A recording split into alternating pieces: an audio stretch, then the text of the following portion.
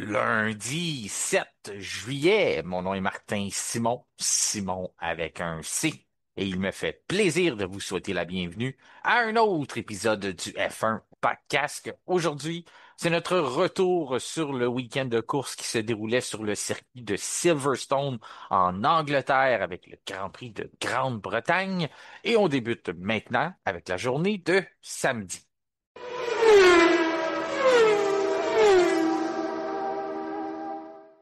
Il est maintenant temps d'aller rejoindre notre collaborateur du lundi. Il est l'auteur du livre La Formule 1 au circuit Gilles Villeneuve.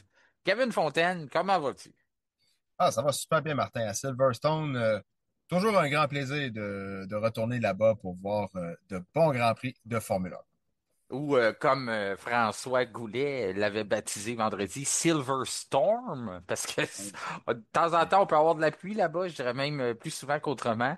Puis Mhm. le week-end n'y a pas échappé. Dans ce temps-là, ça vient toujours ajouter du piment, un peu de piquant pour, euh, Ouais. pour un bon week-end de course. C'est ce qu'on a eu dans la journée de dimanche. Samedi, il y Mhm. avait peut-être des possibilités aussi. Finalement, on l'a échappé belle. C'est comme tombé. Tout ce qu'il y avait à tomber, on a eu les précipitations avant le début des séances de Mhm. qualification. Là. Fait qu'à ce moment-là, c'est pas venu trop gêner le spectacle. Mais dans l'ensemble, le week-end de course à Silverstone, je sais que normalement, on est conquis avant même que ça commence parce que c'est vraiment un endroit pour les puristes où ce qu'on est comblé.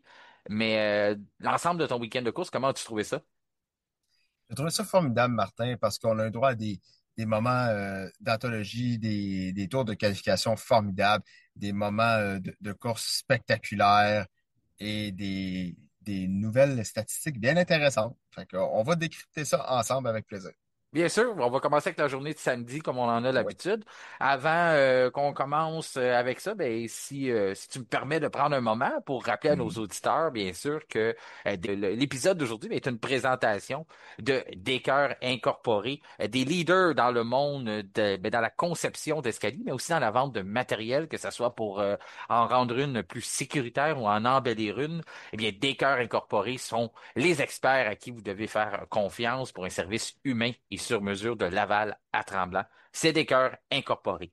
Et pour les haies, mais aussi pour couper les arbres, que ce soit même pour avoir un spécialiste chez vous là, qui vient un peu vous montrer quoi faire ou donner des conseils, mais aussi entretenir cette belle verdure-là, ben, il faut faire affaire avec La Belle Haie, qui ont des experts de plus de 20 ans d'expérience. Ils ont aussi maintenant un site Internet et des capsules sur Internet pour vous aider sur les réseaux sociaux. Donc, je vous invite à les suivre ou à visiter leur site. Vous avez besoin de quoi que ce soit, les coordonnées de nos deux partenaires, bien juste m'envoyer un petit message au F1 Podcast. Ça va me faire plaisir de vous acheminer ça.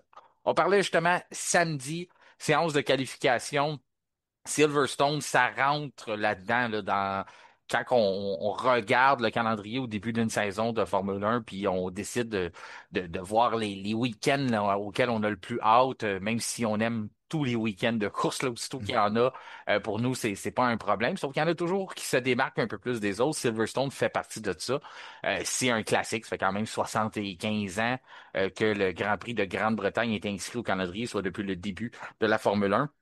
Lorsqu'on se présente sur un circuit comme ça, même si c'est un vieux tracé, bien les Formule 1 d'aujourd'hui peuvent encore bien se prêter. On peut encore bien donner un spectacle sur ce tracé-là. Pas comme d'autres endroits. On a Monaco en tête ou ces choses-là. Mais quand même, Silverstone, normalement, ne déçoit pas. Et surtout le samedi. Le samedi, c'est un tracé où ce que les pilotes peuvent vraiment démontrer leur talent. On peut aussi démontrer ce qu'une monoplace de F1 peut faire à son mieux avec tous ces virages rapides-là. C'est un tour qui est relativement long aussi, une possibilité pour faire énormément d'erreurs. Et à ce moment-là, ben, on met ça entre les mains des pilotes. Qui est capable d'être le plus constant, qui est capable d'être le plus parfait. Lorsqu'on parle d'être parfait et constant, le nom Max Verstappen dans les dernières années rime avec ça. Là. Il n'y a pas un meilleur exemple de confiance que le Néerlandais. Et encore une fois, je sais pas comment le dire parce que à toutes les fois, on dit, on n'est pas surpris parce qu'on sait à quel point il est bon. C'est quand même 4 fois qu'il gagne des titres de champion du monde. Il arrive à ce week-end-là, il y a plein de bruit autour de lui, sur peut-être un départ de chez Red Bull avec les fameuses rumeurs qui ne cessent de le suivre là, depuis quelques saisons déjà, comme quoi il pourrait quitter pour Mercedes, encore des rumeurs un peu partout. On a fait état de ça vendredi dans notre épisode Votre guide avec François Goulet. Mais tout ça pour dire, il arrive à Silverstone, il y a bien du bruit, puis peut-être au moment où on s'en attendait le moins, il réussit à décrocher une pole position à un tour d'anthologie. Effectivement, c'est déjà la 44e pole de Verstappen qui égalise les 44 de Vettel avec l'écurie Red Bull. Vettel en a plus, il en a 57 si ma mémoire est bonne, mais il en a 44 avec Red Bull, donc tout comme Verstappen. Donc, écoute, troisième pole à Silverstone pour Verstappen, un tour sensationnel, Martin, on le dit, un tour sensationnel avec les deux premiers secteurs où il a été le plus rapide. Ça suffit pour signer le meilleur chrono, une 24 892.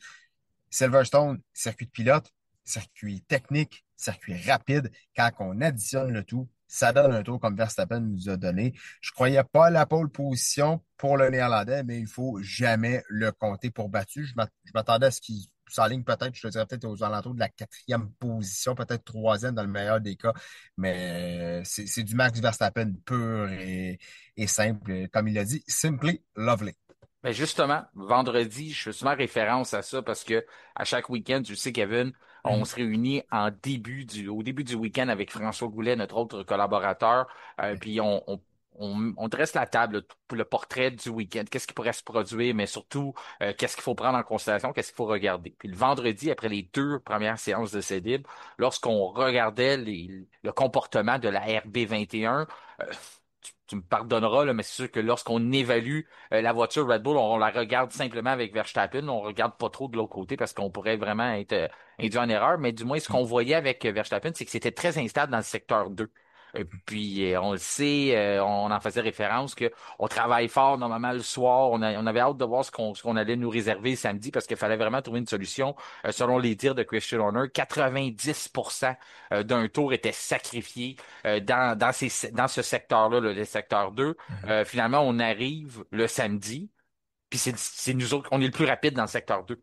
Complètement fou là, Mhm. lorsqu'on regarde le revirement de situation. Verstappen, tu l'as dit toi-même, tu faisais référence à ça, comme quoi il a été très compétitif dans le 2.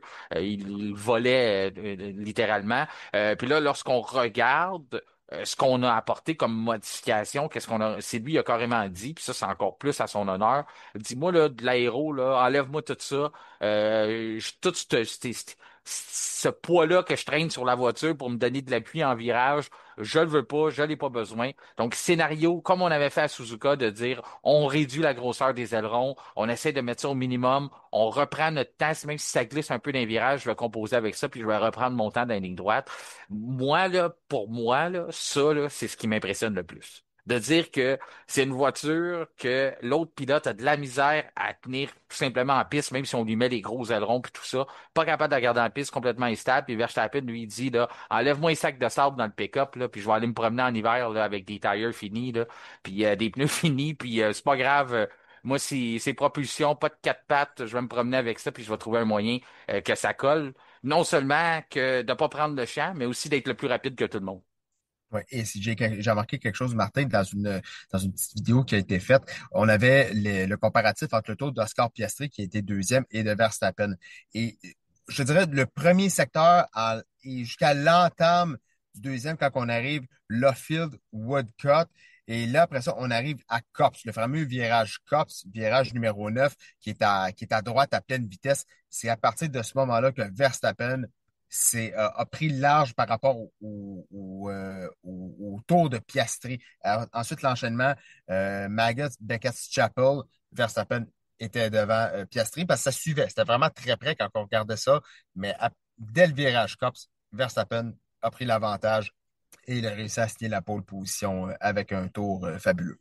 Oui, parce que c'est pas, on le disait, là, lorsque tu veux construire la configuration de ta voiture, ton tour, c'est que tu veux être capable de prendre COPS à fond. Ça, il était capable de le faire. Mais après ça, quand tu regardes, c'est l'enchaînement. Il levait pas le pied là, pour les virages d'après. Là, c'était très, très long avant qu'il recommence à lever le pied. Puis après ça, c'est juste pour dire un petit peu. Puis après ça, il virait, il repaisait sur l'accélérateur. Puis il a réussi à regagner du temps, à aller au début de la zone DRS. On voyait qu'il avait vraiment gagné du temps par rapport à Piastri. Ça, j'ai trouvé ça vraiment impressionnant. Mais encore là, il faut donner. Je vais aller avec ce que Christian Horner a dit aussi.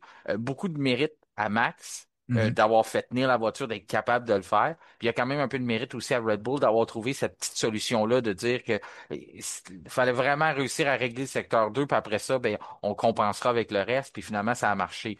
Mais est-ce que si on n'a pas un pilote comme Verstappen, est-ce qu'on peut régler ce problème-là, trouver la même solution, puis aller chercher une pole position? Moi, je pense pas. Mm. Je pense Non. pas qu'il y a d'autres. Présentement, là, je sais qu'on pourra jamais avoir la réponse claire, mais j'ai beaucoup de difficulté à voir un pilote sur la grille présentement qui aurait été capable de faire ce que Max a fait samedi, c'est-à-dire d'aller dans une voiture avec pas d'appui aérodynamique, mais capable d'être le plus rapide, puis faire tenir ça avec autant de virages rapides. C'est correct les lignes droites, là, de voir, ah, ben, il est plus vite en ligne droite, plus vite en ligne droite, mais il faut quand même que tu trouves une façon de passer à travers tous ces virages-là, à travers tous ces enchaînements-là, sans perdre la voiture. Puis c'était un gros compromis à faire, un gros pari, puisque s'il avait tombé de la pluie dans les qualifications, on était peut-être foutu. Puis là, ben, on se mettait aussi à la merci de la température du dimanche, parce qu'avec pas beaucoup d'appui aérodynamique, lorsque on arrive où il y a des vents, de la pluie ou ces choses-là, ça peut venir nous donner d'autres problèmes. Mais du moins, samedi, Paris remporté, on réussit à décrocher la pole pour Verstappen. De l'autre côté, ma déception, ça a été Lando Norris dans la journée de samedi. Je trouvais qu'il était bien. C'était un bon week-end. Il semblait arriver en pleine confiance de ce qu'il a bâti en Autriche.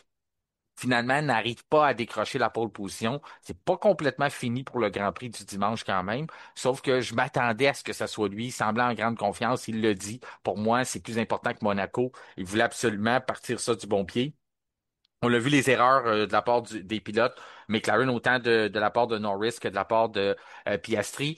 Si on fait pas ces erreurs-là, penses-tu quand même que Verstappen est en pole ou tu penses que c'est les pilotes McLaren qui se sont tirés dans le pied eux-mêmes? Je te dirais qu'il y a probablement un peu des deux là-dedans, parce que Verstappen a vraiment sorti ce qu'on dit une masterclass là, avec un tour comme ça. C'est sûr qu'il y a eu des erreurs, il y a eu des faux pas à gauche, à droite et tout. Norris, notamment, c'est la première fois qu'il s'est fait battre à Silverstone par un coéquipier. Donc, ça y était jamais arrivé par le passé en qualification. Donc, oui, comme tu disais, Martin, il était sur une belle lancée avec l'Autriche. Il avait été au sommet tout le long de la fin de semaine. Et là, je me suis dit, ouais, peut-être qu'il y a matière devant son public, l'énergie du public britannique à aller chercher la pole. Malheureusement, ben, ça a pas été le cas. C'est même son coéquipier qui s'est placé devant lui en qualification, de peu, mais devant quand même. Donc, au moins à Silverstone, il y a matière à dépasser. Donc, c'était pas fini pour Lando Norris. Moi, je pense que le message a été passé en Q2. Quand Verstappen a fait un temps euh, un temps assez compétitif, tellement que Piastri n'a pu que l'égaliser. Je sais pas si tu te Mhm. rappelles sûrement de, Ouais. de ce Mhm. ce bout-là. Puis après ça, il y a eu une entrevue avec Zach Brown qui était sur le mur des puits. Puis il dit, va falloir faire attention si jamais Verstappen est devant nous, demain, on pourrait avoir de la misère à le dépasser. Ou si jamais on se retrouve coincé derrière lui, là, un de nos pilotes se retrouve. Fait qu'on était déjà en train de pas concéder du côté de McLaren, mais du moins le respect était là, il y avait possibilité de se faire battre. Cette information-là a peut-être été transmise, ou j'ose croire qu'elle l'a été au pilote. Puis après ça, ça les a peut-être mis sur un stress supplémentaire. On n'était pas nécessairement simplement en compétition un envers l'autre, on était aussi en compétition avec Verstappen, puis sait jamais aussi les Ferrari, parce que les Ferrari avaient montré des belles choses au cours du Mhm. vendredi. Mais à ce moment-là, j'ai senti que la pression peut-être augmenté, puis c'est là après ça qu'on a commencé à faire des erreurs du côté des pilotes de l'écurie Orange Papaye. Un qui m'a impressionné, mis à part Verstappen, c'est George Russell. Je pense que Russell, la Mercedes, on l'attendait attendait plus ou moins là, même si on sait qu'on a une bonne voiture depuis le début de la saison. Sauf que j'ai l'impression que c'est les Ferrari qui auraient dû être là ou venir se placer entre les McLaren. Peut-être on avait la voiture depuis le début du week-end pour faire quelque chose. Finalement, c'est le bon vieux George qui réussit toujours à aller chercher le maximum de sa voiture week-end après week-end. C'est peut-être en course des fois où il y a peut-être des petites erreurs ou des petites choses, mais en qualification, c'est tout un pilote, ce George Russell-là. Moi, j'ai trouvé que ça, là, c'était une grosse performance de lui. Puis c'est encore une fois, si on dit souvent l'effet Verstappen, je pense que cette fois-ci, c'est l'effet Russell qui s'est fait sentir dans la voiture Mercedes. Ouais, c'est vraiment un beau tour de la part de Russell. Euh, Aussi, juste derrière lui, Martin, Lewis Hamilton. Moi, si Lewis Hamilton manque pas son dernier virage, d'après moi, c'est aux alentours du top 3. Mhm. Je pense qu'il était assuré Ah non, de c'est ça, je partir te dans le top dis. 3. Les Ouais. Ferrari, les Ferrari avaient le moyen d'être là. C'est juste qu'on Mhm. l'a Ouais, échappé. C'est ça. exact. Puis George a bien fait. C'est ça. Oui, ça, il faut lui donner aussi les températures plus froides qui a probablement aidé là, à la Mercedes. Là, on sait que c'était pas chaud dans l'air à Silverstone samedi. Mais George, comme tu dis, Martin, toujours capable de sortir des tours parfaits au bon moment, quand il le faut, d'aller chercher le maximum, de se positionner au bon endroit, au bon moment sur la piste, de réussir à dire, OK, là, on peut sortir à ce moment-là, on va avoir un bon emplacement pour faire notre tour. La piste évolue. Parfait, c'est fait. Russell quatrième, bravo, beau résultat en qualification devant Hamilton sur la Ferrari. Et c'est ça, je trouve ça un petit peu dommage. Je suis pas je le dis très ouvertement, je suis pas le plus gros partisan de la Scuderia Ferrari, mais j'aurais aimé voir Hamilton peut-être un petit peu plus haut, là, mettons aux alentours du top 3. Là, je trouve que ça aurait été une belle histoire. Mais connaissant Lewis Hamilton, connaissant son talent et surtout qu'est-ce qu'il est capable de faire à Silverstone, faut pas le compter pour battu. Ben, je sais pas pour toi, mais moi, quand je me suis levé samedi, j'y croyais que Lewis Hamilton pouvait décrocher la pole. Puis pas simplement parce que c'est Lewis Hamilton, septuple champion du monde, puis qu'on est en Grande-Bretagne, un circuit qu'il connaît pas à peu près, Mhm, puis qu'il est capable, il a gagné plus que n'importe qui là, mhm, sur ce circuit-là, mais aussi de décrocher des pôles. Mais c'était pas simplement à cause de ça que je le comptais pas pour battu. Je pensais que la voiture était capable de lui permettre de faire de quoi? Comme tu dis, des petites erreurs, puis à ce moment-là, ben, lorsqu'on se bat contre des pilotes qui en font moins ou qui ont, comme George, justement, est capable d'aller chercher ces petits détails-là. Je trouve qu'on voit beaucoup le George qu'on voyait chez Williams dans le temps, là, qui allait chercher le maximum de sa voiture. C'est ce qu'on voit depuis le début de l'année. Ça ajoute un peu, je suis sûr qu'Hamilton, non seulement t'es déçu devant tes partisans, t'es le troisième pilote britannique à se qualifier. Ça, tu veux toujours être le meilleur, hein, tu veux toujours passer mhm. le message Ouais. parmi tes compatriotes. Finalement, il est le troisième derrière, ils sont en ligne, là, Norris, Russell et Hamilton. Puis en plus, tu te fais avoir encore une fois par une Mercedes à un moment où ce que tu les attendais plus ou moins. Tout le monde était unanime que Ferrari était devant Mercedes dans les forces Mhm. en présence pour le week-end. Finalement, on n'a pas réussi. Charles Leclerc, lui, était très déçu après les qualifs. Mais ça, Ouais. c'est dans sa personnalité. Hein, Charles, très sévère avec lui-même, très critique. Il disait qu'avant la qualification, c'était sa force. Là, il semble que c'est en train de lui glisser entre les mains. Pourtant, ça fait pas si souvent que ça qu'il se le fait devancer par son coéquipier. Mais on voit que il ne veut pas que ça arrive. Puis il était déçu parce que un peu dans qu'est-ce qu'on dit, nécessairement eux aussi ils entendent ce qui se raconte, mais aussi ils l'ont la voiture et c'est eux qui l'ont sous la main, donc ils sont capables de comprendre ce qu'ils avaient ou les possibilités qui étaient ouvertes à eux ou les opportunités. Puis lui, il a eu l'impression qu'il a manqué quelque chose, Charles. Ouais, et surtout, c'est son dernier tour, Martin, si je me souviens bien, lorsqu'il franchit ben, écoute, juste auparavant, une petite dérobade, pas grand-chose, un petit kick, si on peut dire, là, sur la voiture, et là, s'il franchit juste avant de franchir la ligne d'arrivée, il tape sur le volant, il sait qu'il a raté son tour, il est en beau fusil, comme on dit, et il a dit dans les commentaires, il a dit, j'ai pas fait le travail, je suis idiot, toute la salade a été faite, là, il l'a tout dit. Donc, et c'est vrai, c'est sa force à Leclerc, mais cette saison, on voit que, oui, par rapport à Hamilton, ça le fait. Il est capable de le battre, mais on a souvent tendance à voir un Leclerc, en tout cas au cours des dernières années, être capable de se positionner dans le top Q3, être capable de jouer même la pole position avec sa voiture sur des circuits où on n'attendait pas nécessairement la Ferrari. Et là, c'est un petit peu plus compliqué parce que quand c'est pas les McLaren, ben c'est Verstappen qui vient se positionner là. Puis quand c'est pas Verstappen, ben c'est Russell. Et donc là, on voit Leclerc qui il cherche, il essaie de comprendre pourquoi ça fonctionne pas. Et c'est là que c'est dommage pour lui parce qu'on sait que c'est un super pilote sur l'exercice de la qualification. Malheureusement, ça rentre pas cette saison pour Leclerc. Ben, il y a surtout de quoi chez Ferrari, il va falloir corriger, c'est que j'ai l'impression qu'on perd énormément de vitesse, de puissance entre la Q2 et la Q3. C'est comme ça depuis le début de l'année, là. On arrive, puis aller jusqu'à Q2, des fois, on a l'impression que c'est possible. Puis là, finalement, en Q3, justement, ça arrive comme ça, là, qu'on on prend plus souvent qu'autrement la cinquième, la sixième position, puis on se dit, Mhm. OK.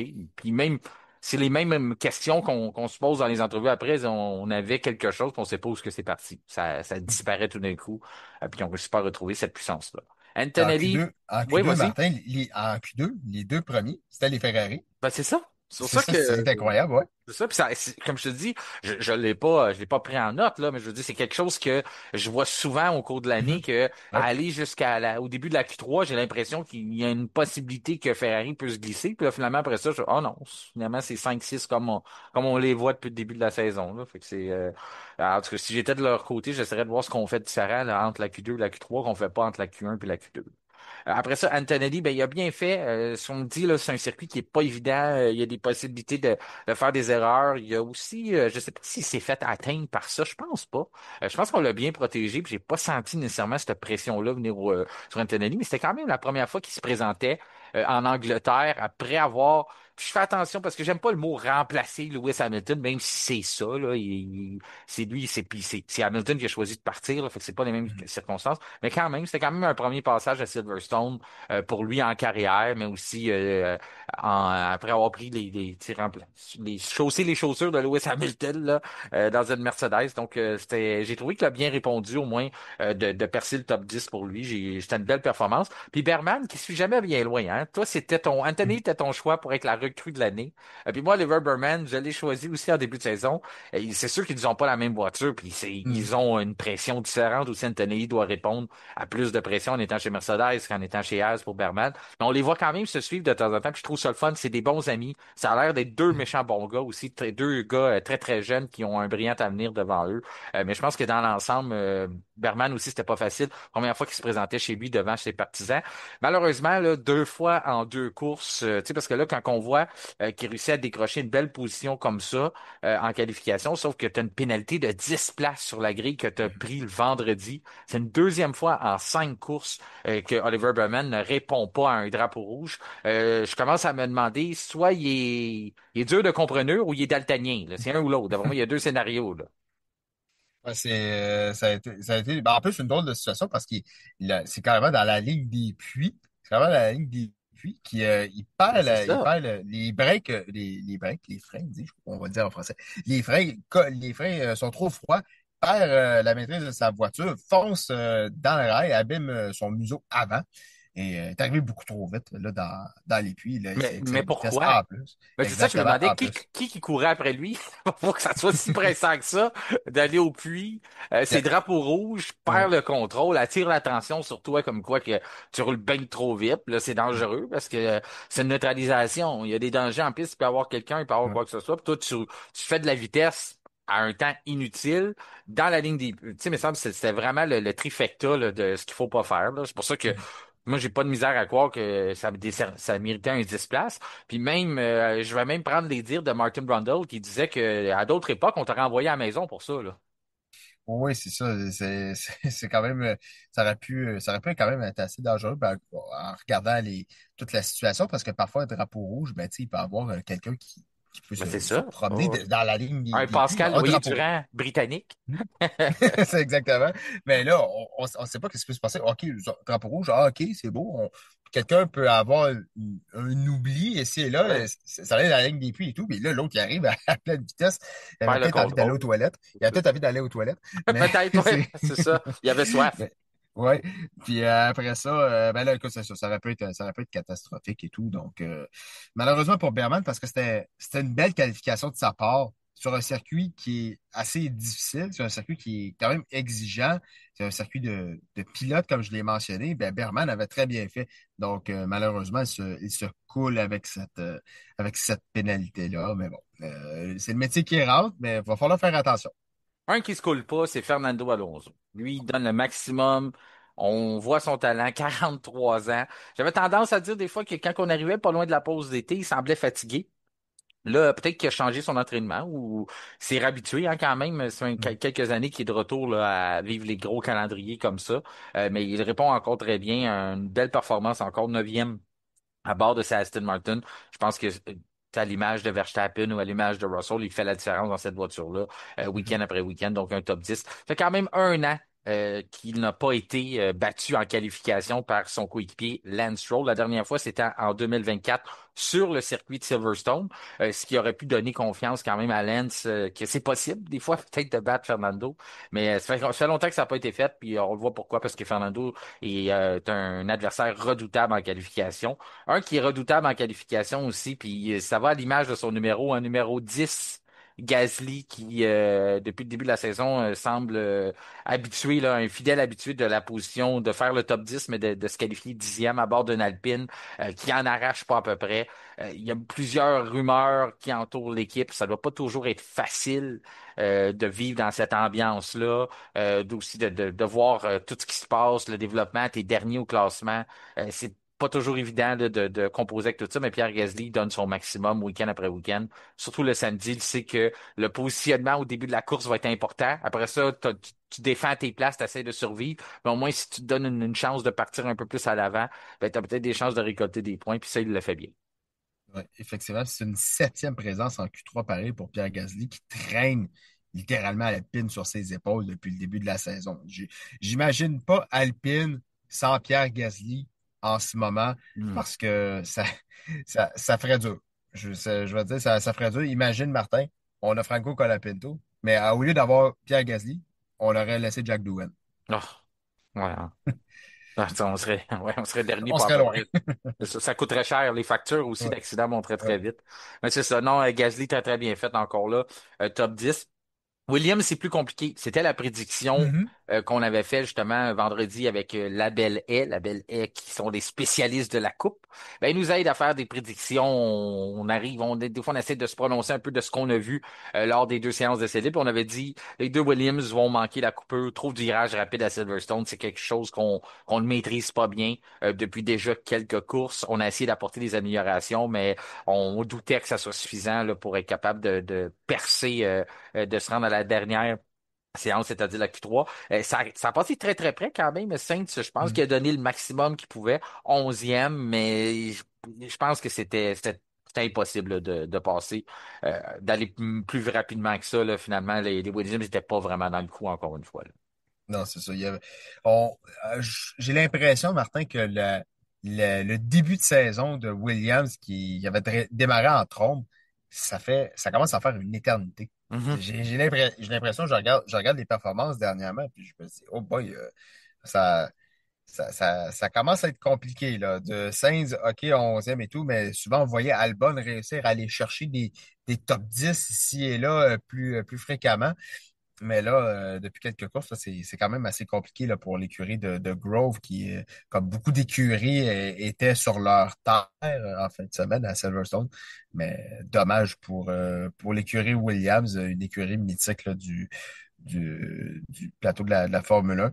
Ensuite, Tsunoda 12e. On va dire que c'est quasiment satisfaisant, Martin, de voir Tsunoda 12e et pas Mhm. éliminé en Q1. Mais, Ouais. loin de son chef de file, mais quand même. Quand même. Ah, je trouve, c'est le sentiment que j'ai. Quand je le vois 12e, c'est une bonne nouvelle. Moi, ça, je suis une Red Bull. C'est pas une bonne nouvelle de le voir là. C'est même pas positif. Puis, faut que tu prennes en considération aussi, ton coéquipier est en pause. Ah, C'est ça qui est fou, là. Je comprends si Max c'est quatrième, cinquième, puis là, tu le vois lui 12e, c'est encore trop loin, mais là, ton coéquipier est carrément le plus rapide de la journée, il demande d'avoir pas d'appui aérodynamique, il réussit à être à battre tout le monde, puis toi, avec tes gros ailerons, plus d'appui que n'importe qui, t'es pas capable de sortir du top 10. Non seulement tu sors pas du top 10, mais tu te fais battre par une Williams, ce qui est vraiment pas à son meilleur présentement, tu l'expliquais. Puis tu te fais battre aussi par une Alpine. C'est ça qui est Ah incroyable. oui. Puis c'est la même chose que j'avais envie de dire aussi pour Williams, de dire, tu as un moteur Mercedes. Ça veut dire beaucoup, là. Non seulement tu as une motorisation Mercedes à bord de la Williams, tu te fais battre par une Alpine avec un moteur Renault, qui clairement ne veut même plus ce moteur-là, justement, pour avoir le même moteur que toi l'an prochain, la version 2026. Puis là, ça te dit beaucoup aussi sur le châssis que tu as chez Williams, parce que tu te dis, non, même si même avec notre meilleure motorisation, on n'est pas capable de faire mieux que Pierre Gasly dans une voiture, dans la voiture de l'écurie française, tu te dis, non seulement on sait que c'est pas le moteur là, qui est plus fort. On sait que c'est vraiment au niveau du châssis. Fait qu'on dit le châssis, il faut vraiment qu'il soit supérieur dans la Alpine pour être capable de te battre, même si son moteur est pas aussi compétitif que le sien, que le tien. Mhm. Donc, je trouve ça un peu, je vais pas dire insultant parce que Gasly fait quand même tout un travail pour toutes ces choses-là, sauf que tu veux pas voir. J'ai l'impression que les écuries, sont pas. Y a personne qui est heureux de voir une Alpine se glisser devant toi. Mhm. Si tu as ce sentiment-là chez Williams, imagine le sentiment que tu as chez Red Bull quand tu vois une de tes voitures qui a pas si longtemps que ça, tu dominais, tu étais un des champions constructeurs, ton pilote se bat à l'avant, tu es un des meilleurs pilotes au monde, mais tu mets Tsunoda là-dedans puis il est pas capable de se qualifier en avant de ces voitures-là. En tout cas, j'ai de la misère à trouver du positif pour le japonais, là, même si c'est 12e. Je comprends ce que tu veux dire, là, c'est que il est pas dernier, puis mais quand même, quand même. En tout cas, C'est trop loin. ouais, c'est trop loin. Je sais pas où est-ce qu'on s'en va avec Mhm. Tsunoda, puis je prends les dires de Dr. Helmut Marko, il dit on n'a pas d'alternative. Et, le plan, c'est de le garder jusqu'à la fin de l'année parce qu'on n'a pas d'autre option. Fait que, c'est pas trop motivant là, de dire qu'on te garde parce qu'on a rien trouvé d'autre, puis on a peur d'en scraper un autre à ta place, là, mais en tout cas. Mhm. Adjar, 13e, c'est quand même une Racing Bulls, là. Faut se rappeler que à la base, c'est sûr qu'on les a vus souvent dans le top 10. Est-ce qu'on commence à ralentir un petit peu? Est-ce qu'on va devoir amener d'autres améliorations? Est-ce que c'est simplement la partie de la saison que les tracés se prêtent un peu moins à notre concept? Ça se peut aussi. Est-ce qu'on peut voir un peu de Mhm. fatigue du côté de Hadjar? Penses-tu que c'est quelque chose qui commence à rentrer en ligne de compte? C'est quand même leur première saison. Moi, Ouais. j'en ai parlé souvent qu'à un moment donné, ça pourrait rentrer en ligne de compte, autant du côté d'Antonelli du côté de Berman qui voit pas les drapeaux rouges, Mhm. Adjar, peut-être.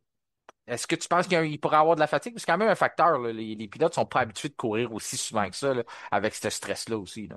Ben, écoute, y a rien d'impossible. Et pourtant, Martin, quand on regardait les chronos, on sait que ça reste des essais libres, Mhm. mais lors des essais libres, et les Racing Bulls étaient en Oui, bonne posture. oui. On les voyait bien, on s'est dit, ben, peut-être, peut-être qu'il y a matière à aller chercher un top 10 ou du moins d'être tout près là, et tout. Donc, Adjar 13e, OK, on sait qu'il nous a souvent habitués cette saison à être dans le top 10, à réussir à faire des belles performances, mais je m'attendais peut-être à un peu plus de la part de Racing Bulls du côté de Silverstone. Ça s'est pas concrétisé pour eux. Mais il y a beaucoup d'écuries, ça, faut le prendre en considération aussi, à cause de la pluie le dimanche qu'on voyait sur les radars météo, puis que ça venait de plus en plus concret, qu'il y aurait un épisode de pluie, un épisode de pluie au cours du Grand Prix.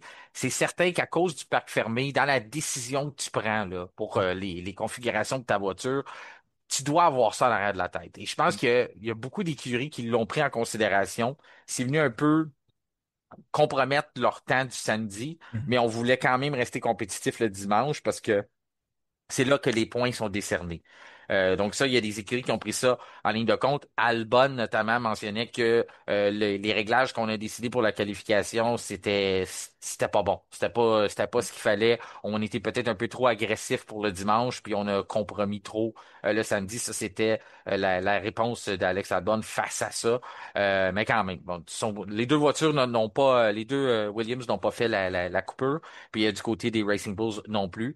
Ça reste à voir qu'est-ce qu'on avait préparé pour le Grand Prix de dimanche. Ocon, 15e, 16e, tu sais, encore là, Ocon, quand tu vois Berman aussi bien faire, un jeune pilote à sa première année, c'est quelque chose de ce qu'Oliver Berman est capable Mhm. d'accomplir quand même. Ouais. Liam Lawson, 16e, ça n'a pas été facile. C'était pas la meilleure séance de qualification. Bortoleto, qui est encore sur un nuage, hein, après avoir Mhm. vécu des grands moments du côté de l'Autriche. Bortoleto est 17e, 18e pour Lance Stroll. Ouais, ça c'était pas facile. Après ça, surtout quand on sait qu'il est capable de bien faire, c'était la dernière fois qu'il avait battu Alonso, c'était justement à Silverstone, je le disais plus tôt. 19e pour Nico Hülkenberg et 20e pour Franco Colapinto. Hülkenberg, là, j'ai été surpris hein, sur les statistiques quand même, c'est quasiment égalité en Mhm. qualif versus Gabriel Bortoleto. Des fois, on se doute pas de ça. C'est tout à l'honneur du jeune Brésilien parce que Nico Hülkenberg, c'est pas évident à battre en qualification. C'est un des bons pilotes Ouais. du plateau. Et puis, je le disais, oui, Franco Colapinto, 20e, sorti en Q1, c'est vraiment pas l'idéal. Ça commence à sentir le Finlandais dans l'écurie française parce que c'est ça. Valtteri Bottas, il fait pas juste vendre du vin, hein. C'est un pilote de course à la base, là. En tout cas, du moins, il aimerait bien le revenir. Puis c'est ça. Il y a beaucoup de rumeurs qui l'entourent. Est-ce que c'est la dernière fois qu'on a vu Franco Colapinto lors d'un événement de Formule 1 ou au volant d'une F1? Dis-moi que si tu m'avais posé la question samedi, j'étais pas mal certain que c'est la dernière fois qu'on le voyait, sauf qu'il nous restait une course, là. Il nous restait Mhm. une dernière épreuve, donc ça reste à voir qu'est-ce qu'il a fait le dimanche. On va en voir justement dans le prochain bloc. Est-ce que tu avais d'autres choses à ajouter pour la journée de samedi? Y a quelque chose qui avait attiré ton attention, justement dans les pilotes qui se sont qualifiés un peu plus loin? Là? Moi, je te dirais que quand j'ai vu ton cher Franco Colapinto partir à la dérive, j'ai tout de suite pensé à toi, Martin, et je me suis dit, oh non, oh non, non, ça, c'est vraiment pas ce qu'il fallait. C'est le pire moment que ça pourrait y arriver quand on voit toute la pression autour de lui et de son avenir. Ben, c'est là qu'il décide de se mettre dans le bac à grève.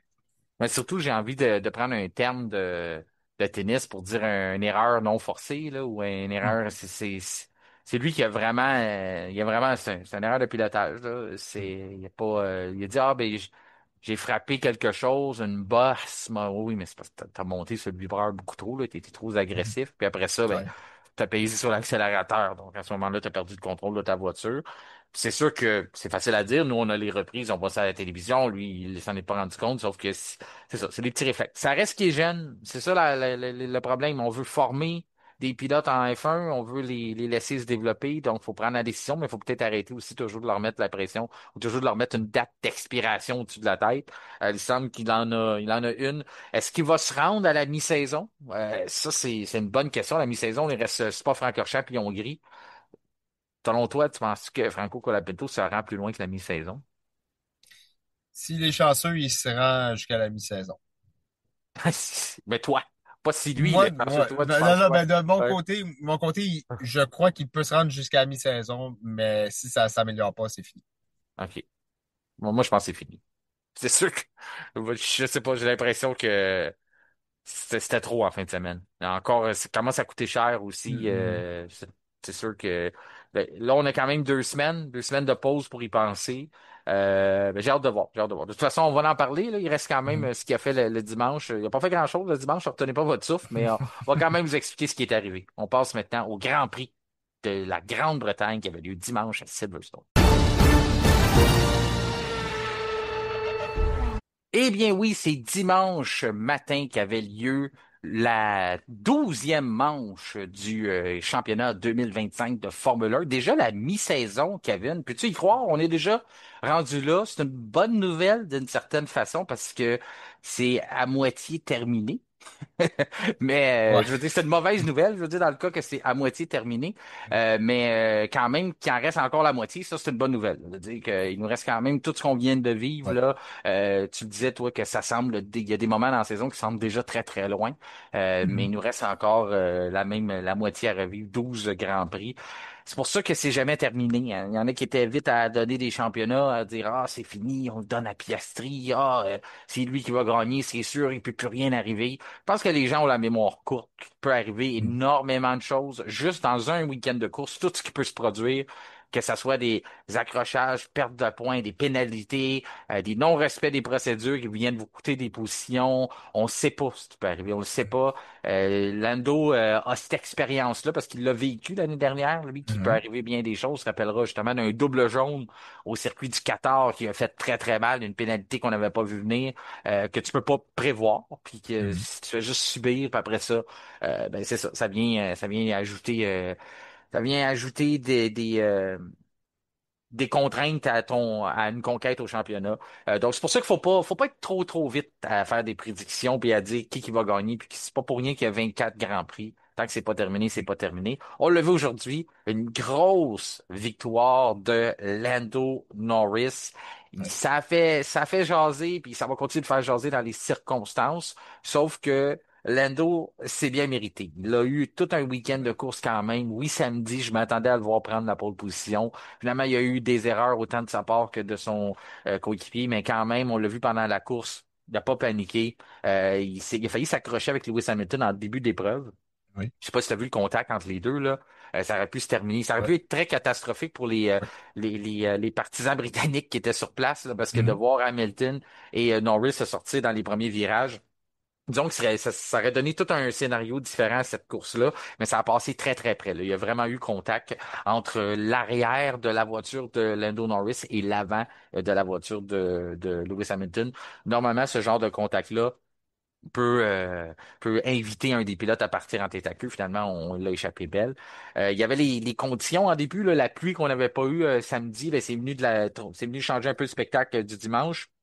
Silverstone, sous la pluie, c'est toujours super intéressant. Je suis content qu'on a laissé les voitures en piste aussi, qu'on n'a pas paniqué. Au début, on m'a fait peur un peu au début de la journée, là, lorsqu'on a décidé de lancer le tour de chauffe en arrière de la voiture de sécurité, puis Mhm. d'un peu guider, là, un peu dicter le rythme. En même temps, ça n'a pas été une si mauvaise décision que ça quand tu repenses à des scénarios comme au Brésil ou à d'autres endroits où ce qu'on on a eu des têtes à queue là, à cause qu'on c'est peut-être justement on a eu peur de ce que Lance Stroll allait faire, fait qu'on a décidé de dire on va laisser la voiture de sécurité là. Mais ça m'a fait peur. Quand j'ai vu ça en début d'épreuve, là, au début de la journée, j'étais non, on va pas commencer à juste parce qu'il pleut à pas vouloir laisser les voitures courir. Finalement, on les a laissées. Il y a eu à un certain moment même que George Russell parlait d'un possible drapeau rouge parce que ça tombait pas à peu près. Bon, on les a laissés aller. Tu étais satisfaite ou y a-tu un moment où ce que tu trouvais que c'était trop dangereux et qu'on aurait dû arrêter ça ou tu étais content de voir qu'on avait finalement des F1 sous la pluie? Euh, oui, à un moment donné, je me suis dit, ça va, il y a peut-être matière, si, admettons, les pilotes commencent à dire à la radio, non, non, c'est trop dangereux, la Mhm. visibilité est nulle ou c'est réduit à néant. Il y en a parfois que quand les pilotes commencent à dire, non, ça c'est trop, on arrête ça, on peut mettre drapeau rouge et tout. Donc, à un moment donné, je me suis dit, peut-être qu'il y aurait matière à en mettre un, finalement, non. Donc, félicitations, bravo. Les pilotes ont vraiment réussi à faire en sorte de bien rouler. Il y en a qui s'en sont mieux sortis que d'autres. Ça, c'est comme Oui. tout le temps en condition de pluie, hein. Ça fait partie de la course, comme on dit. Mais Et, c'est là hum, qu'on vient voir vraiment qui est capable de ressortir, surtout dans des ben oui. conditions changeantes comme ça. Tu sais, lorsqu'il pleut, il pleut. Ça vient, on s'habitue, mais lorsque des fois il pleut fort à certains endroits, à l'autre endroit il y en a pas, t'as de l'adhérence à un endroit t'en as pas. Tu sais, Mhm. c'est vraiment là que les pilotes, on est capable de vraiment voir qui sont les meilleurs pour aller ressortir leur instinct. Lando Norris aussi, comme tu sais, on le mentionnait, toute la semaine a dit moi, gagner à Silverstone, c'est plus gros que Monaco. C'est normal, c'est son Grand Prix. Puis Ouais, Silverstone aussi, c'est pas comme s'il disait, moi, gagner en Hongrie, c'est plus gros que Monaco. On dirait, OK, ouais, peut-être le Hungaroring, pour toi, oui.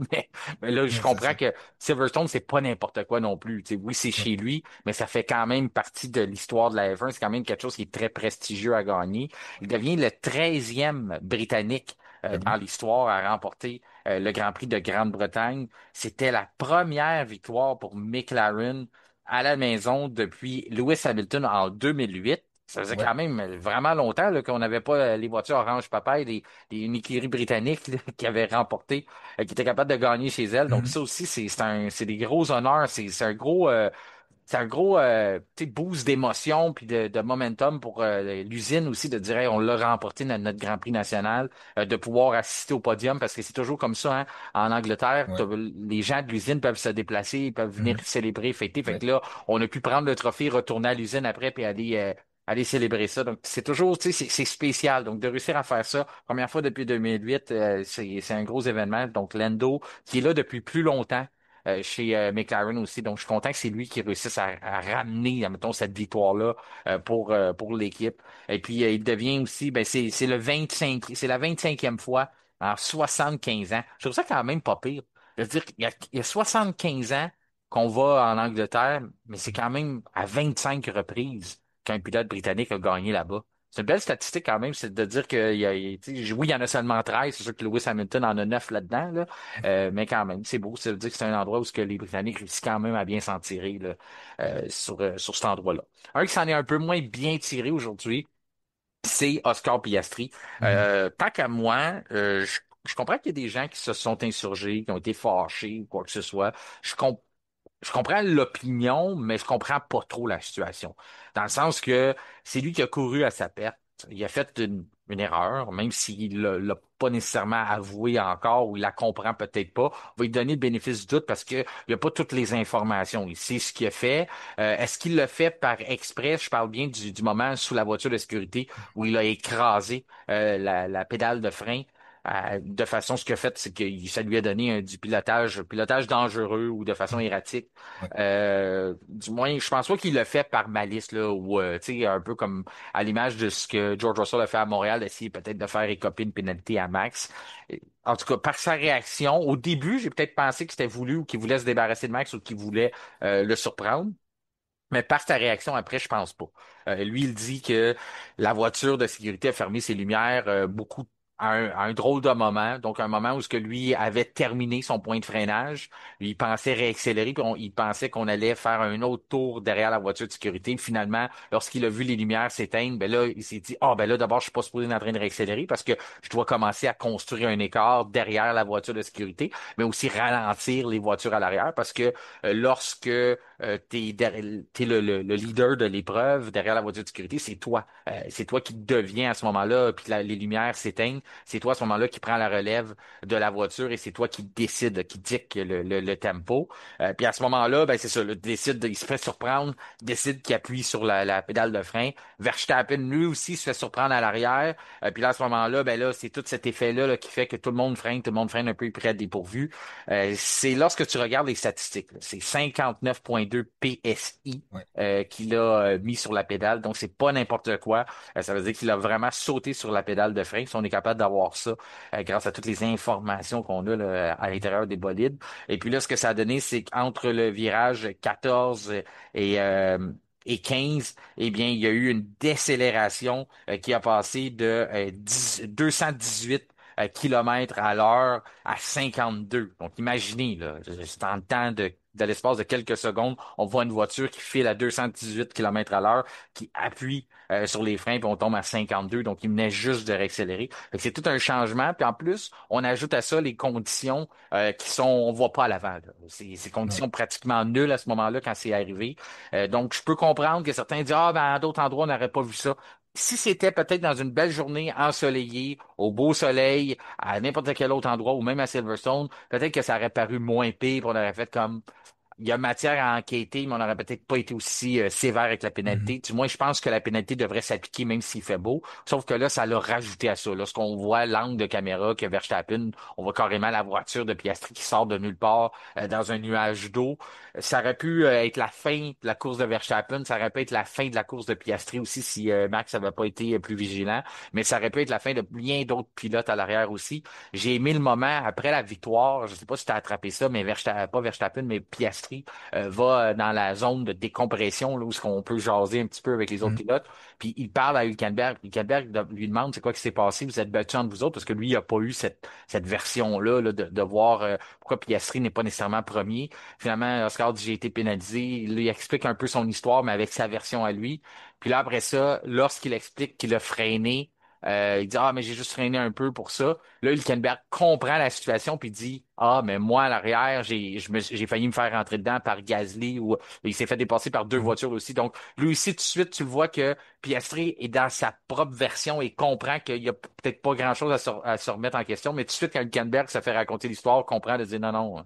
il lui dit pas mot pour mot, mais tu vois dans sa réaction qu'il fait quasiment comme non, non, tu méritais une pénalité, mon chum, parce que Ouais. t'as pas vu ce que ça a fait pour nous autres en arrière. Fait que je sais pas, toi, comment t'as vécu ça? Est-ce que tu fais partie de l'école de pensée que c'était beaucoup trop sévère pour Piastri d'avoir 10 secondes de pénalité puis 2 points sur son permis de conduire aussi? Moi, que je te dirais, Martin, qu'avec un freinage aussi intense dans des conditions de piste détrempée, ça aurait pu causer un carambolage à l'arrière, vu la visibilité avec les projections d'eau. Donc, moi, je trouve que la pénalité est méritée. Piastri, il a échappé. Sur celle-là, il a échappé. Puis pour ça, ça lui coûte cher parce que ça lui coûte potentiellement une victoire. Ça lui Oui. coûte potentiellement une victoire. Et si c'était pas de ça, moi personnellement, je pense que Piastri aurait probablement pu gagner aujourd'hui. Donc là-dessus, il se tire dans le pied. Il se tire dans le pied, il laisse la victoire à Lando Norris. Au moins, dans tout ça, il termine deuxième. C'est un moindre mal. Mais ça fait qu'au final, cette pénalité-là, il la mérite parce que ça aurait pu causer vraiment une catastrophe. Tu t'en souviens sûrement, Martin, en 2020, au Grand Prix de Toscane, qu'est-ce qui s'est passé au Mugello?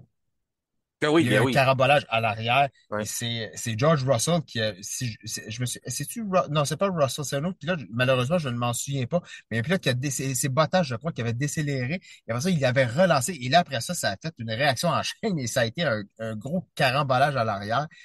En tout cas, et là, dès que j'ai vu ça, j'ai tout de suite, par un instant, une fraction de seconde, je me suis dit, ah non, ça va pas se reproduire. Finalement, non. Mais ça aurait pu. Ça aurait pu, il y aurait pu avoir quelque chose de dramatique, surtout comme je dis, dans des conditions de piste détrempée comme ça, là. Euh, une visibilité réduite, pratiquement nulle. Et après ça, bang, l'autre rentre dedans. Après ça, c'est l'autre. Après ça, c'est l'autre. Donc, ça a été très dangereux. Oui, c'est ça, parce que comme je l'ai dit, même en plein soleil, ça aurait pu être dangereux, là. Mhm. C'est vraiment là, ça l'a ajouté à ça. Le règlement, il y a une protection dans le règlement qui dit justement tu ne peux pas conduire de façon erratique. C'est toi qui dictes le tempo, mais tu peux pas essayer de provoquer des accidents puis tout ça. Là, Dieu merci, là, ce serait Mhm. un peu antisportif. Mais oui, on a déjà vu. Des pilotes décélérés comme ça, avaient appuyé sur le frein. Justement, on l'a vu pas plus tard qu'à Montréal. Il y a beaucoup qui ont fait la comparaison. Pourquoi qu'on n'a pas puni George, mais qu'on punit euh, Oscar Piastri? On le sait, les circonstances, je pense de la météo, mais il y a aussi le fait que la décélération a été beaucoup plus grande là, dans le cas de Piastri, voire même pas, je pense que c'est le double là, de ce que George Russell avait fait. Donc, c'est vraiment de ne pas exagérer. Des comportements, c'est surtout ça qu'on ne veut pas derrière la voiture de sécurité. Donc, c'est vraiment de rester honnête, puis on sait correct de monter les pneus en température, de zigzaguer, puis toutes ces choses-là. C'est juste que tu veux pas essayer de surprendre. Tu peux surprendre ton adversaire en appuyant sur l'accélérateur, mais tu peux pas essayer de surprendre ton adversaire en appuyant sur les freins. Ça, c'est pas quelque chose qu'on veut voir. Puis encore une fois, ben, on l'a passé le message. C'est de valeur pour Piastri, mais encore là, c'est son erreur. C'est lui qui a eu un problème de concentration. On peut débattre. Oui, peut-être qu'on aurait dû être plus clair dans la procédure de où on allait arrêter la voiture de sécurité exactement. Ça, c'est le travail de McLaren de voir à ce que ça ne se reproduise pas, de voir avec la FIA qu'on passe le message à l'intérieur de la voiture de sécurité ou dans les directives de course à quel moment qu'on veut vraiment arrêter ça puis de faire ça clair pour les pilotes aussi. Mais bon, c'est ça qui arrive. Quand je dis qu'un championnat est long, ça peut arriver des erreurs. Les gens voulaient donner déjà le championnat à Oscar Piastri. Ça peut arriver des situations comme ça. Quand on arrive, on réagit mal, on fait une erreur, puis après ça, on perd des points importants au championnat, puis ça nous ramène un peu.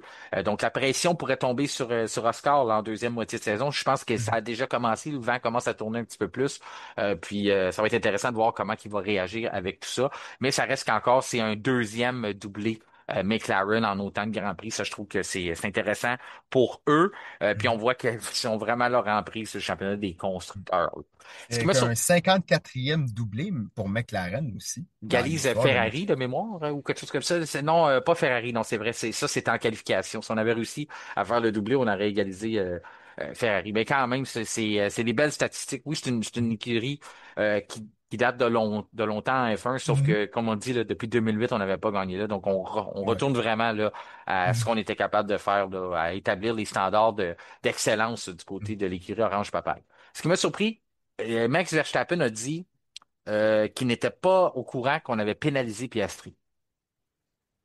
Ça, j'ai trouvé que je sais pas pourquoi qu'on a choisi de pas y dire ou de pas lui donner l'information. Je sais que ça avait peut-être pas d'impact sur sa course, mais j'ai trouvé ça spécial qu'il ne savait pas que le pilote à l'avant avait 10 secondes de retard. Tu sais, je sais que ben, avait 10 secondes qui allait s'ajouter à son temps. Mhm. Tu sais, je comprends ce que tu sais, tu vas peut-être me dire, mais Martin, ça changeait rien à la course à max, sauf que c'est quand même une information que, je sais pas, il me semble que ça aurait pu le motiver, ou au moins le faire comprendre de gars ce qu'il t'a fait, parce qu'après ça, là, le grand perdant, oui, Piastri, ça lui a coûté une victoire, mais Max Verstappen, il est obligé d'immobiliser sa voiture. Après ça, il reprend l'accélération, puis là, c'est le temps là, c'est la relance. Donc là, il doit peser sur l'accélérateur, mais là, les pneus ont changé de température, ou puis là, finalement, perd le contrôle de son auto derrière Piastri, puis c'est lui qui se ramasse quoi, en septième position. Donc ça, c'est un effet direct de ce que Piastri lui avait fait, là. Ça, penses-tu que ça l'a ajouté le fait qu'on a donné une pénalité, le fait qu'il y a quelqu'un vraiment qui a été pénalisé par ça? Penses-tu que ça a pesé dans la décision des commissaires? Euh, tu parles de quand Max a perdu le contrôle Oui, parce par que la c'est tout suite de à suite l'auto, ouais. après. C'est tout de suite Ouais, ouais, c'est après. ça. C'est ça, parce que lui, il Euh, se retrouve arrêté. ouais. Il a été arrêté sur la piste le temps que Piastri Ouais. rappuie sur l'accélérateur. Puis là, après ça, là, Piastri, dans le fond, il rappuie sur l'accélérateur, puis là, il Mhm. décolle. Parce que là, lui, Ouais. il s'en va. Fait que là, Max est en rattrapage. Là, il se met à appuyer sur l'accélérateur lui aussi. Puis là, d'un coup, là, il tourne par le contrôle de Ouais. sa voiture. Puis après ça, ben, on lui a jamais dit, hey, à cause de cette situation-là, Oscar a été pénalisé. Écoute, je pense que c'est pas mal plus du côté quand on arrive dans le hangar straight, dans le fond, là où Piastri a vraiment ralenti de façon brusque.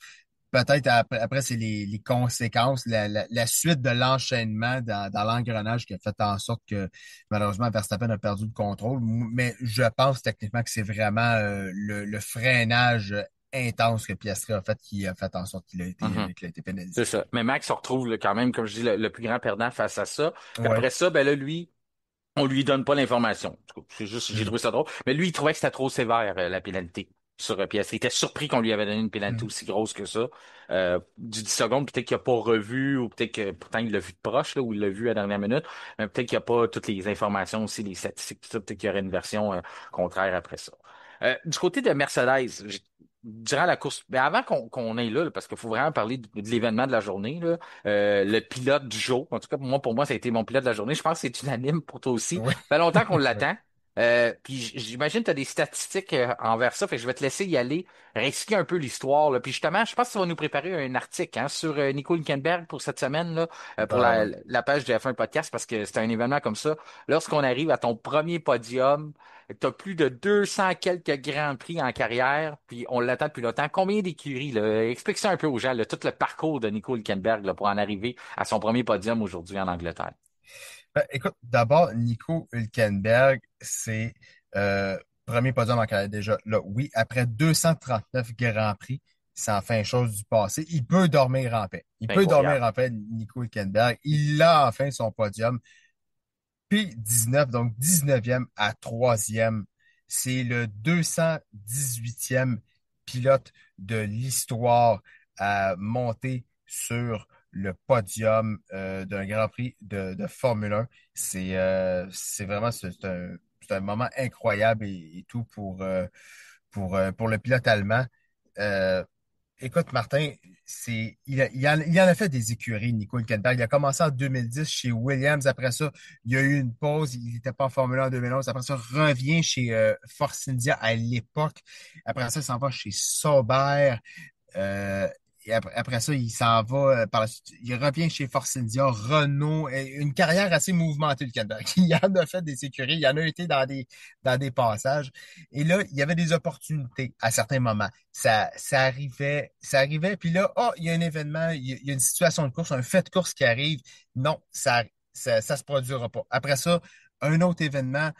Non, sortie de piste, problème mécanique ou non, une autre voiture le dépasse et tout. Il y avait toujours une raison. Il y avait toujours une raison du côté de Hülkenberg pourquoi ça n'arrivait jamais. Puis là, peut-être qu'à un moment donné, lui, il s'est dit, bon, ben, je suis peut-être pas dû, hein. Peut-être que c'est comme ça fait partie de la vie. Et finalement, ben, dans des courses mouvementées, dans des courses où même si on part de loin, même si on est au fond de la grille, faut jamais compter un pilote pour battu parce qu'il y a toujours la moindre opportunité. Il y a toujours, au fond, il y a toujours le petit quelque chose qui dit ça peut être possible en conditions piégeuses, dans des conditions délicates comme ça. Ben, qu'est-ce qui s'est passé? Le bon choix stratégique.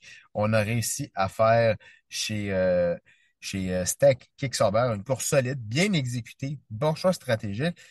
Puis tu sais, Martin, il y a un an, cette écurie-là était nulle part. Elle était nulle part et maintenant, avec l'arrivée des bonnes personnes, on réussit à se mettre sur les rails, à engranger des points ici et là, puis ça commence à payer. Puis une belle statistique que j'ai vue, c'est le premier podium du numéro 27 par Nico Hülkenberg. Depuis quand? Depuis 1995 avec Jean Alesi, Ouais, Grand Prix d'Europe. quand même. Puis lorsque tu regardes, Hülkenberg a eu des bonnes voitures dans sa carrière, pas des Mhm, voitures là, pour gagner des titres, mais quand même, mhm, qui aurait cru que c'est lorsqu'il a décidé de signer, s'en aller chez Stack Sauber, il y a personne qui a dit, ah, il va peut-être avoir son premier podium. Quand on l'a vu partir de l'écurie Haas pour s'en aller là, on disait tout, ah, c'est une saison de transition. Après ça, il va réaliser un peu un rêve d'être chez Audi, un manufacturier allemand. Il s'en va pour l'aventure Audi. C'est vraiment un sacrifice à faire pendant une saison, mais il y a personne, là, personne qui prévoyait que c'est là mhm, qu'il allait décrocher son premier podium dans cette année de transition, après avoir été au volant de des voitures, une voiture Renault, une voiture emblématique, mhm, Force India, qui avait quand même des voitures qui pouvaient donner des situations où on pouvait se dire une opportunité, a quand même mhm. été au volant d'une Aston Martin à un certain moment aussi en remplacement. Tu sais pas, ça aurait Ouais. pu donner là.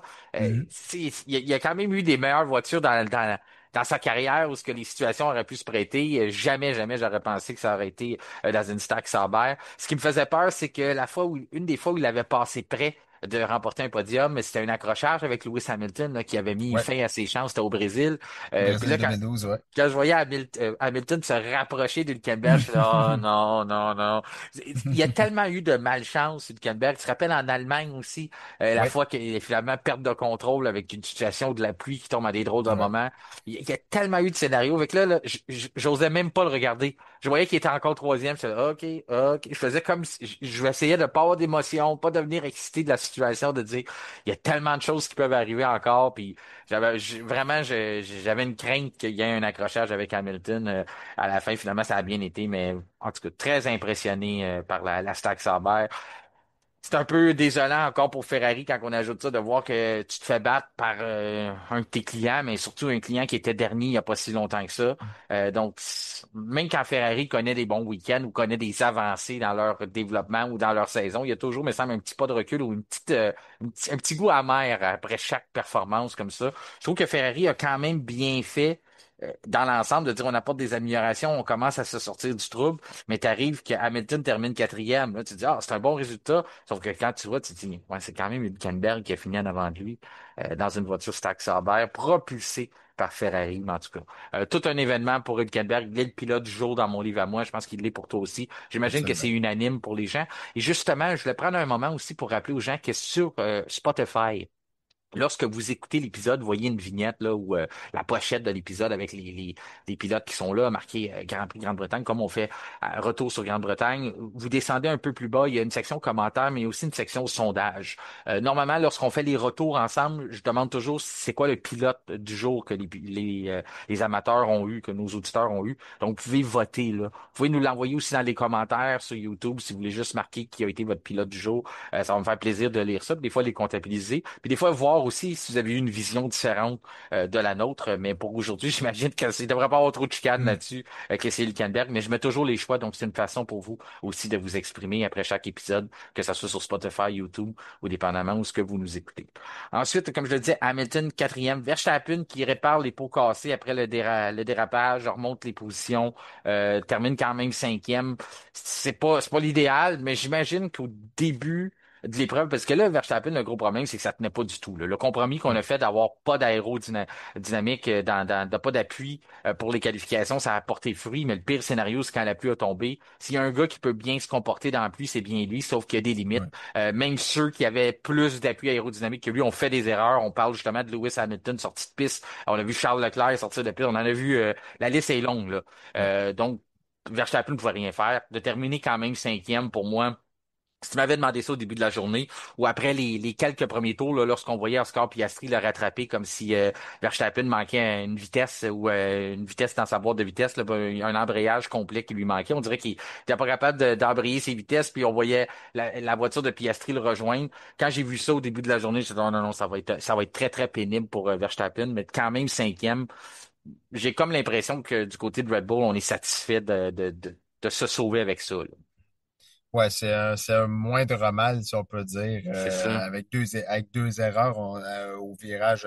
Si je me souviens bien, c'est dans l'enchaînement dans Beckett's Chapel où est-ce il a passé tout droit. Il n'a pas passé par le gazon, mais il a été hors piste. Et c'est là après ça que c'est Norris qui a réussi à en profiter. Et après ça, ben oui, la deuxième, justement, avec la situation de Piastri. Euh, Dommage pour Max, mais en même temps, après ça, on lui a dit, ouais, par rapport au championnat et tout, puis il a dit, Max Verstappen, il a dit, le championnat, on peut déjà l'oublier. Lui, dans sa tête, il dit, oh, je m'occupe même pas de ça. Il dit, c'est vous qui en parlez, mais il dit, pour le moment, je me concentre pas sur le championnat. Ça va être les deux McLaren pour le moment.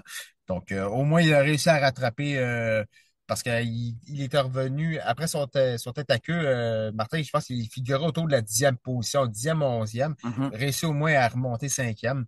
Donc, comme je dis, moindre mal.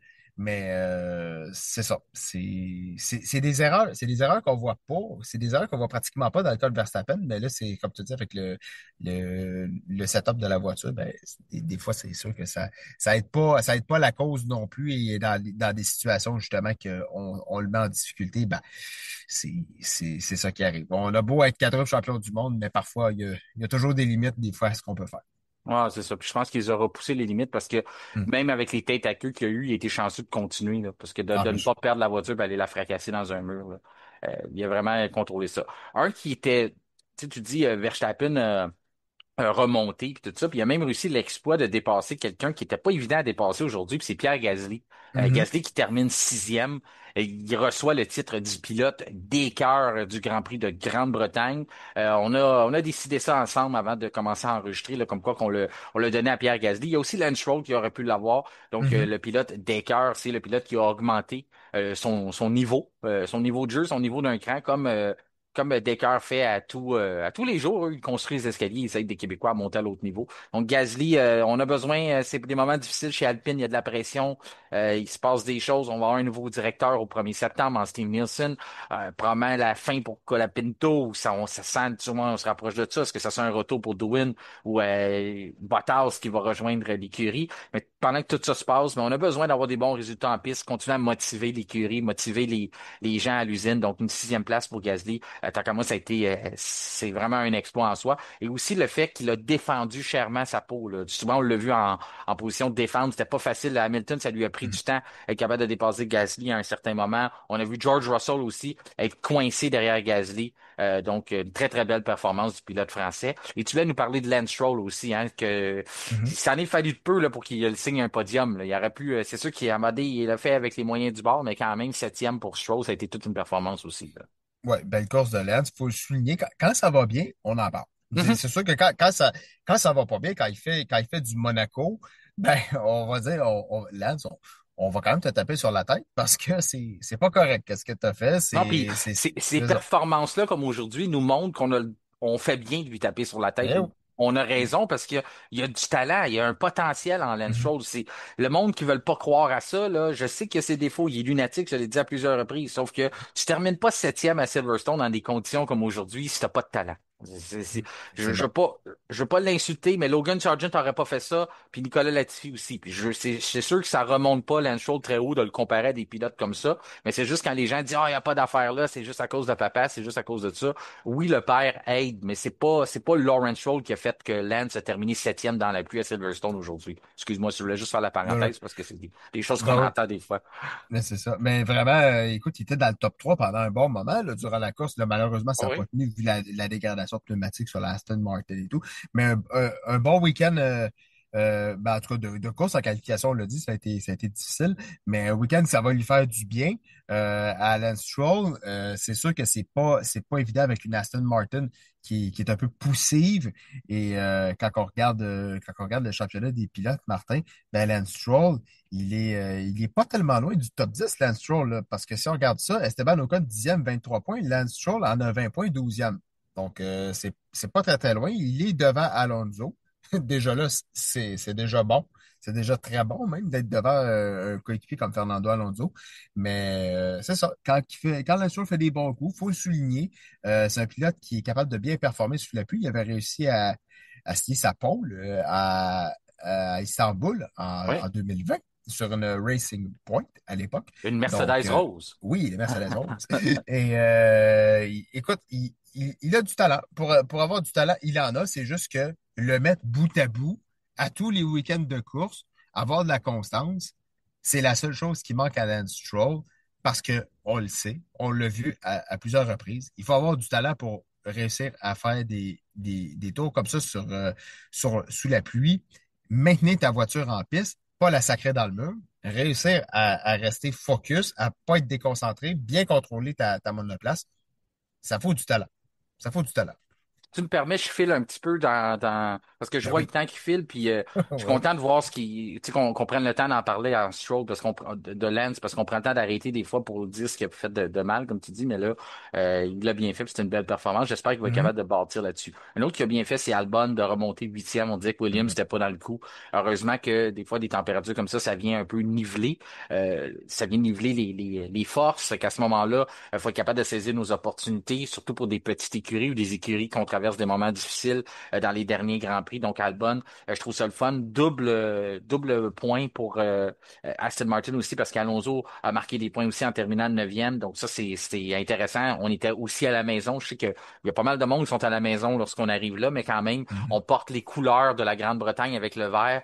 Donc, d'arriver puis de marquer des points avec nos deux voitures, c'est quelque chose qui est intéressant. C'est quelque chose qu'on voulait faire. C'est aussi très important pour la marque Aston Martin puis tout ça, d'être capable d'aller chercher des points, mais d'être aussi de ne pas faire honte à nos partisans, de montrer qu'on est vraiment là pour faire de la course automobile. Donc, mission mhm, accomplie pour Aston Martin. Du côté de Mercedes, j'ai trouvé qu'on n'a pas appris des erreurs ou au moins du moins on n'a pas été attentif. Alonso était en pneu sec au moment où on pensait que c'était peut-être le moment de passer aux intermédiaires puis aller au sec. Puis Alonso, ça tenait pas vraiment, là. Il a été un peu le cobaye. Il était le premier à les mettre, puis c'était pas fameux là, comme résultat. Puis tout de suite, Mercedes, on a décidé de s'empresser d'y aller aussi plutôt que d'attendre. Puis après ça, il y a eu perte de contrôle de George Russell qui nous a fait une belle démonstration que les pneus Pirelli, c'est des très, très, très bons pneus qu'on met à mhm. 70 degrés là, dans les enveloppes chauffantes. Puis lorsqu'on les enlève, qu'on laisse les voitures sortir, ça a bien beau avoir beaucoup d'adhérence, mais si t'as pas la température, ça collera pas. Ça a été une démonstration vraiment bien, bien faite de la part de Russell qui arrive à toute vitesse dans le virage, un virage qui a pris toute la fin de semaine probablement en pesant sur l'accélérateur au même moment, au même endroit, puis il n'y a rien qui a tenu, là. C'est comme s'il était sur de la glace, la voiture a complètement décroché. Mais j'ai trouvé qu'on n'a pas été attentif de ce qui se passait en piste du côté de Mercedes, parce que normalement, on aurait dû prendre une lecture de ce qui se passait du côté d'Alonso, puis patienter un peu avant de décider de faire la même chose avec notre pilote George Russell. Je sais pas comment tu as vu cette situation-là de ton côté, mais moi j'aurais attendu, là. Ouais, j'aurais entendu et je te dirais que George Russell, du talent, s'il vous plaît, pour réussir à contrôler une monoplace dans, dans un enchaînement aussi difficile que Maggott Beckett, à la vitesse qu'il allait, perdre le contrôle comme ça, sans la mettre dans le mur. Ah oui, c'est Et fou. c'est chapeau. Ça aurait pu très, très mal finir, mais bravo à Russell d'avoir réussi à contrôler ça. Dommage pour Mercedes dans les circonstances d'avoir manqué cette opportunité-là parce que Russell partait bien plus haut sur la grille, partait quatrième. Donc, on l'a échappé celle-là du côté des flèches d'argent. Ouais, on l'a vraiment échappé. Dès le départ aussi, on a rentré beaucoup trop tôt pour Mhm. mettre les. On n'était pas dans le jeu pantoute chez Mercedes. On disait on aurait dit qu'on voulait essayer quelque chose parce qu'on n'était pas dans la partie, mais on faisait plus se mettre des bâtons dans les roues là, plutôt que de progresser. J'ai trouvé que vraiment du côté stratégique, là, on l'a échappé vraiment, vraiment beaucoup du côté de Mercedes. Ensuite, Sainz, Berman, 11e, c'était une belle performance. C'est là qu'on voit que s'il avait été capable de distinguer ses couleurs que le rouge n'est pas du vert lors des séances de célib de vendredi, mais probablement qu'il aurait eu le meilleur résultat de sa carrière. En tout cas, du moins, on ose le croire. Quand tu termines 11e, tu avais une pénalité de 10 places sur la grille. Ça laisse croire que tu aurais pu quand même probablement faire beaucoup mieux que ça. Saints, ensuite 12e, 13e pour Ocon, 14e pour Leclerc. Week-end à oublier. Là. Je Ouais. manque de temps. Là, on en reviendra peut-être là-dessus, mais c'est vraiment, en tout cas, il n'y a pas grand-chose qui a bien été pour Leclerc. S'il n'y a pas grand-chose qui a bien été non plus, c'est 15e, c'est Yuki Tsunoda. C'est deuxième week-end de suite que Yuki Tsunoda termine dernier. C'est incroyable, hein? En tout cas. Ouais. Ouais, c'est ça. On va. On s'acharnera pas sur lui. Antonelli a pas terminé l'épreuve, s'est fait rentrer dedans par Adjar. Pour les gens qui se demandent, pas de pénalité pour Adjar. On a décidé que c'était des conditions de pluie qu'il ne voyait pas, il pouvait pas voir Antonelli qui était devant lui. Puis on a aussi vu par la télémétrie comme quoi que Antonelli avait ralenti beaucoup, avait ralenti d'une façon anormale, pas à l'image de qu'est-ce que Piastri a fait, mais c'est sûr qu'il ne voyait pas nécessairement où ce qu'il allait ou avait pas nécessairement l'adhérence, donc a décidé de freiner un peu plus que ce qu'il aurait dû faire. Ça l'a surpris à Adjar, il y a eu une collision, mais on a décidé de pas donner de pénalité. Ça a été la même décision de la part des commissaires pour le contact entre les deux voitures Haas, entre Ocon et Berman. On a décidé Mm. aussi que ça aussi, pas de pénalité, pas de points, rien. On laisse ça aller. Bortoletto a pas fini l'épreuve, lui il a fracassé sa voiture. Lawson, la même affaire, ben lui il s'est fait frapper, c'était pas de sa faute. Alors, c'était une drôle de manœuvre à l'intérieur. Là, je sais pas qui a pu passer par la tête. Je me rappelle pas le pilote qui a frappé Lawson, par exemple, là, mais c'était Euh, Ocon, hein, je pense. ouais, C'était de Ocon. mémoire, c'était au calme, ouais. Ouais, c'était spécial. Ça, c'était une drôle de manœuvre, en tout cas. Puis Colapinto, ben ça, c'est le mystère de la journée. Il a juste pas parti. Moi, j'ai entendu dire qu'il avait calé. Oui, ça aide, c'est pas bien bon, là. On voulait le faire partir de la ligne des puits, on avait changé son moteur. Finalement, j'ai entendu dire qu'il y avait eu un problème calé. Toi, tu me dis qu'on l'a simplement pas envoyé, problème technique. Euh, Mm. en tout cas, là, on n'a pas de confirmation de ça, mais je pense que ça a peut-être fait l'affaire d'Alpine avec la température puis la pluie qui Mm. tombait, de dire, ben, gars, reste à la maison, Franco. Laisse la voiture dans le garage. Prends ça relax aujourd'hui. Tu nous as déjà coûté assez cher.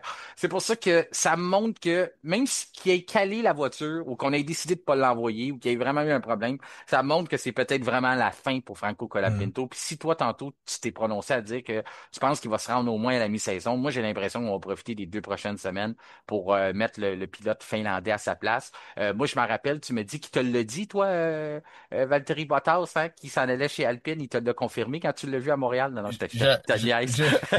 J'aurais aimé qu'ils me disent ça. Je pense que tu nous l'aurais dit avant. C'est ça, le gars, il Oh, sort oui, des, inquiète-toi pas. des scoops. En tout cas, Kevin, ça m'a fait plaisir d'être avec toi encore une fois aujourd'hui. Il nous reste Ouais. quelques secondes, donc je voudrais pas être obligé de te couper. Je veux quand même te souhaiter une excellente semaine, puis tu seras de retour avec nous avec notre formule entre deux courses dès le 18 juillet, notre prochain épisode. Merci beaucoup, Martin. Au plaisir. C'est ce qui conclut notre épisode du lundi 7 juillet. Le F1 podcast fait relâche pour une semaine, c'est-à-dire que notre prochain rendez-vous sera la formule entre deux courses le vendredi 18 juillet.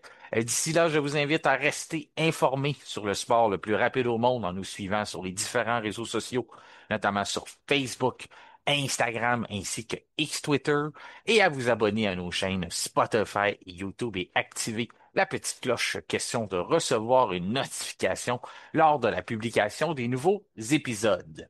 Mon nom est Martin Simon, Simon avec un C. Je vous remercie de faire confiance au F1 Podcast et je vous souhaite une excellente semaine.